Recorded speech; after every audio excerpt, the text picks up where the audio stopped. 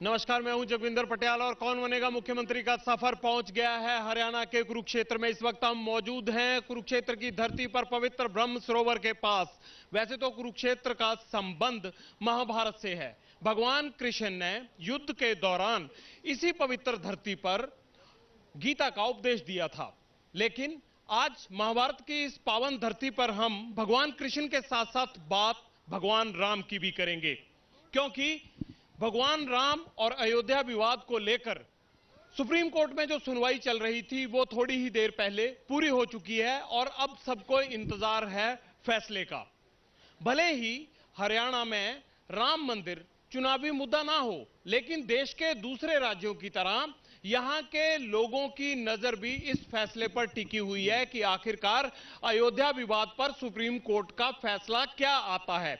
इसलिए राम मंदिर और अयोध्या विवाद कितना महत्वपूर्ण है, इस पर तो आज चर्चा होगी ही, लेकिन कुरुक्षेत्र की जनता के स्थानीय मुद्दे क्या हैं, इस पर भी बात करेंगे। सबसे पहले हम आपको रूबरू करा देते हैं यहां पर मंच पर मौजूद तमाम नेताओं से। सबसे पहले आईएनएलडी की तरफ से मान सिंह जी मौजूद हैं, उनके साथ रहेंगे सुमित हिंदुस्तानी, कैंडिडेट हैं आम आदमी पार्टी के। बीजेपी जो सत्तारूढ़ दल है उनकी तरफ से प्रवीण अत्रे जी यहां पधारे हुए हैं। ज्यादातर सवाल शायद आज अत्रे साहब से ही होने वाले हैं। कांग्रेस के सुरेश रोड जी रहेंगे और जेजेपी की तरफ से जसविंदर खैरा जी। एक बार जोरदार शानदार ताली हो जाए कुरुक्षेत्र की जनता की तरफ से। सबसे पहला सवाल बीजेपी से ही शुरू करते हैं कि आखिरकार प्रवीण अत्रे जी, कितना महत्वपूर्ण मुद्दा है और जिस तरह से सुनवाई पूरी हुई है 21 तारीख को वोट डालना है, हालांकि अभी फैसला नहीं आया है, लेकिन आपको तो लग रहा होगा कि बैठे बिठाए चलिए कुछ फायदा तो मिलेगा। देखिए जगविंदर जी, अयोध्या में भगवान राम का मंदिर बने ये करोड़ों हिंदुओं की आस्था है। करोड़ों हिंदू ये चाहते हैं कि भव्य मंदिर का निर्माण हो। माननीय सुप्रीम कोर्ट का निर्णय आने का इंतजार करना चाहिए। मुझे लगता है उससे पहले किसी भी तरह की टिप्पणी करना उचित नहीं होगा। लेकिन फायदे की बात है। देखिए, अगर राम मंदिर की बात इस फैसले की ही हम करें तो इससे स्पष्ट हो जाता है कि इस बार ना तो पुलवामा था, ना एयर स्ट्राइक थी, ना कोई और दूसरे आंदोलन थे अन्ना या रामदेव के। इस बार हम भी कल तक सकते में थे कि नरेंद्र मोदी जी अब क्या गुल खिलाएंगे, क्योंकि दो महत्वपूर्ण स्टेट के, हरियाणा और महाराष्ट्र के चुनाव सर पे थे और आज उन्होंने वो भी करिश्मा न्यायपालिका को प्रभावित करके, मैं कहूंगा हम न्यायपालिका का सम्मान करते हैं। और जो मेरे भाई ने राम मंदिर बनाने की बात कही है, जो हिंदुओं की आस्था की बात कही है, वो मैं इनको बताना चाहता हूं और मेरे भाई अत्रे के माध्यम से मैं मनोहर लाल खट्टर और श्री नरेंद्र मोदी को बताना चाहता हूं कांग्रेस पार्टी की तरफ से, वो श्री राजीव गांधी थे जिन्होंने रामलला के दरवाजे खुलवाए थे। आस्था तो है हिंदुओं की, लेकिन ये बनाना नहीं चाहते।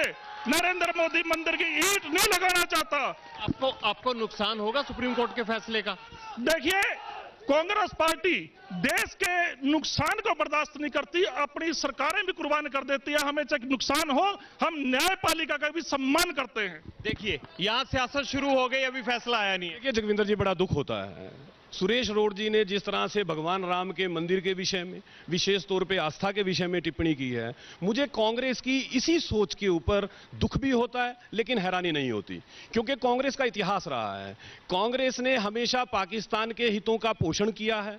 कांग्रेस ने हमेशा तुष्टीकरण की राजनीति की है और यही वजह है कि आज कांग्रेस के देश में इस तरह के हालात हो चुके हैं। आपने जिस वक्त माननीय मोदी जी ने, भारतीय जनता पार्टी की सरकार ने धारा 370 हटाई, तो यही कांग्रेस के मित्र थे। ये उस वक्त पाकिस्तान के समर्थक बन के खड़े हो गए थे। अब पाकिस्तान के पक्ष की बात करते हैं। देखिए,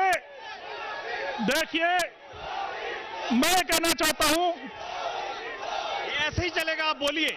मैं यह कहना चाहता हूं, अगर कांग्रेस पार्टी राजनीति करती मंदिर के ऊपर तो कांग्रेस अपनी सत्ता के समय में भी कर सकती थी। हमने कभी राजनीति को, राम मंदिर को अपनी राजनीति के बीच में हम कभी नहीं लेकर आए। यह गलतफहमी है बीजेपी की और यह कांग्रेस के ऊपर इनके पास कोई जवाब नहीं है। इस तरीके के ये बेबुनियाद आरोप लगा रहे हैं।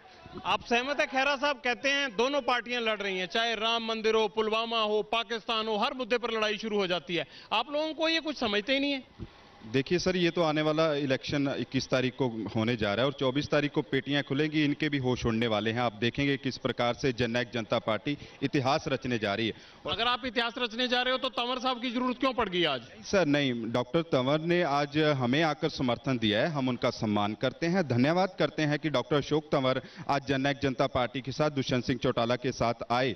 और ये आए इसी वजह से क्योंकि कांग्रेस की कूटनीति की जिस प्रकार से उनके वर्कर्स का सम्मान नहीं हुआ, उन्हें धक्के मारकर बाहर निकालने का काम किया, तो कहीं ना कहीं आज हरियाणा प्रदेश का हर वर्ग दुष्यंत सिंह चौटाला के साथ जुड़कर आगे। तंवर साहब अगर 10 जनपद के बाहर जाकर जो है वो भाषणबाजी कर सकते हैं, धरना प्रदर्शन कर सकते हैं, तो दुष्यंत के घर के बाहर भी उनको धरना प्रदर्शन करने में टाइम नहीं लगेगा, ये सोच लिया ना आपने? नहीं नहीं, ऐसा कुछ भी नहीं है सर कि डॉक्टर तंवर ऐसा करेंगे। कि डॉक्टर तंवर हरियाणा हित की बात को लेकर, क्योंकि दुष्यंत सिंह चौटाला चाहते हैं कि हरियाणा जो आगे बढ़े और उसी सोच को लेकर डॉक्टर तंवर भी उनके साथ आए, तो हम शामिल क्यों नहीं हो जाते वो आपकी पार्टी में? आज शामिल तो नहीं हुए, उन्होंने कहा समर्थन है, शामिल नहीं हुआ।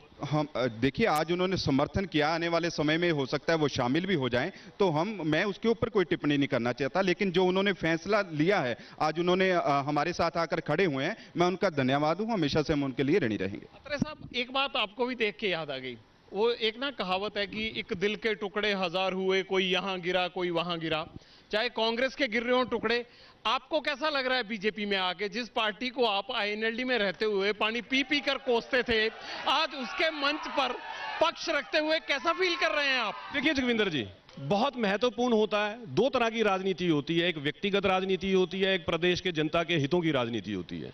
जो लोग व्यक्तिगत राजनीति करते हैं, मैं, मेरा परिवार, मेरे लोग, वो लोगों के लिए सोचना थोड़ा मुश्किल हो सकता है, लेकिन जो लोग प्रदेश के जनता के हितों की राजनीति करते हैं, जनता के हितों के लिए लड़ते हैं, उनके लिए महत्वपूर्ण है। वर्तमान भारतीय जनता पार्टी की सरकार, माननीय मनोहर लाल जी की सरकार, जिन्होंने हरियाणा के हितों के लिए जितने काम इस 5 साल में किए हैं, मुझे लगता है कि हर हरियाणा वासी को ऐसे मुख्यमंत्री के हाथ मजबूत करने चाहिए। बड़ी देरी से पता चला आपको? देखिए, होता यह है कि जब आप सरकार की योजनाओं का विश्लेषण करते हैं और सरकार की योजनाओं के नतीजे धरातल पे आने शुरू होते हैं, तब आपको पता लगता है कि किसानों के हितों के अंदर जो इस सरकार ने काम किया, युवाओं को पारदर्शी तरीके से जो रोजगार दिए, तबादला जो एक उद्योग था उसको खत्म करके पारदर्शी तरीके से तबादले हुए, जिस तरह से आपने देखा कि वर्तमान में हरियाणा के अंदर युवाओं को रोजगार के अंदर समायोजित किया है, चाहे सक्षम युवा हरियाणा के नाम से, चाहे प्रभावित हो गए खट्टर साहब की कार्यशैली से। तो मैं तो सबसे अपील करता हूं, हर हरियाणा वासी से अपील कर रहा हूं कि मनोहर लाल जी के हाथ मजबूत कीजिए, हरियाणा में ये विकास की बयार इसी तेजी से लगातार चलती रहे, हरियाणा ऐसे तरक्की करे। और अभय में क्या आपको अवगुण नजर आने लगे? मैंने कभी नहीं कहा अभय जी में कोई अवगुण है। आपको याद होगा जिस वक्त मैंने पार्टी ज्वाइन की थी, मैंने तब भी कहा था मैंने उनके नेतृत्व में काम किया है, अवगुण नहीं।